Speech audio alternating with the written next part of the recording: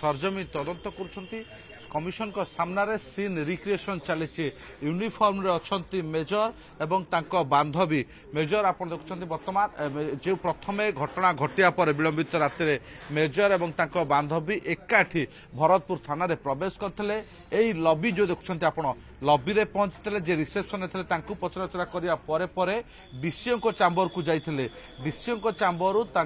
आउ एक रूम को निया जाइथला तेणु ये सबू जिनस से बुली बुली मेजर देखाउछंती कमिशन को कमिशन अध्यक्ष को एवं कमिशन वर्तमान पूरा सीन रिक्रिएशन करुछंती एवं कौन से दिन राति घटी ताकू वर्तमान कमिशन वर्तमान देखुछंती आपण देखुछंती वर्तमान थाना अधिकारी Bhubaneswar DCP SCP zone SCP एमान रहिछंती एवं जो पूर्वतन थाना अधिकारी भरतपुर निलंबित थाना अधिकारी दीनकृष्ण मिश्र को वकिल पहुंची से